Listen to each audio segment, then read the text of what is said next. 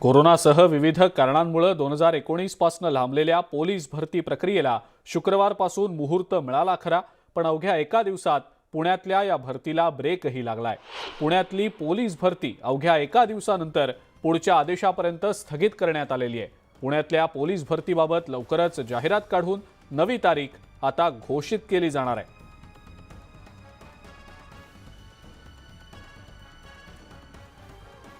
भरतीला आलेल्या तरुणांचा या सगळ्या प्रकारानंतर काहीसा हिरमोड झालाय, कारण पुण्यातल्या पोलीस भरती प्रक्रियेला स्थगिती देण्यात आलेली आहे।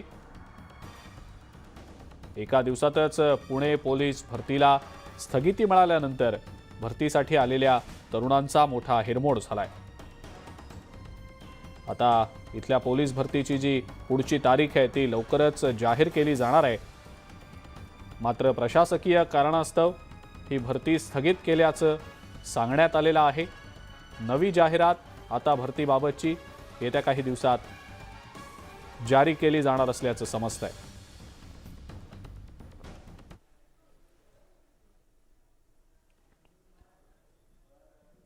ओला दुष्काळ जाहीर करत हेक्टरी 50,000 रुपये नुकसान भरपाई द्यावी या मागणीसाठी ठाकरेंच्या शिवसेनेनं आज आंदोलन केलंय।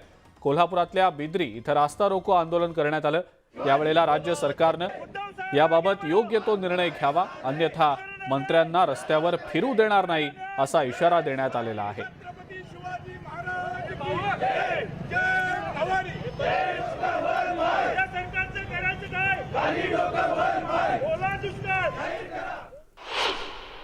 परतीचा पाऊस महाराष्ट्रामध्ये एवढ्या मोठ्या प्रमाणात होता की कोल्हापुरामध्ये ऊस असू दे, सोयाबीन असू दे, नाचणा असू दे, शेंग असू दे, सगळ्या पिकाचं मोठं नुकसान झालेलं आहे।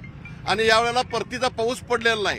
हे वातावरणाच्या बदलामुळे ही ढगफुटी झालेली आहे। त्यामुळे आमची अशी मागणी आहे की महाराष्ट्रामध्ये पहिल्यांदा ओला दुष्काळ या सरकारनं जाहीर करावा आणि हेक्टरी नुकसान झालेल्या शेतकऱ्यांना 50,000 रुपये द्याव्या, या मागणीवर आम्ही ठाम आहोत। शिंदे फडणवीस सरकार समर्थक प्रहार संघटनेचे आमदार बच्चू कडू यांनी राज्य सरकारला इशारा दिलाय। शेतकऱ्यांना मदत मिळाली नाही तर प्रहार स्टाईल आंदोलन करू असं बच्चू कडू यांनी स्पष्ट केलंय। अतिवृष्टीग्रस्त शेतकऱ्यांना मदत वितरित करण्यामध्ये आलेल्या अडचणी तत्काळ दूर कराव्यात आणि पुढच्या 8 दिवसात शेतकऱ्यांना मदत मिळाली पाहिजे अशी मागणी आमदार बच्चू कडू यांनी केलेली आहे।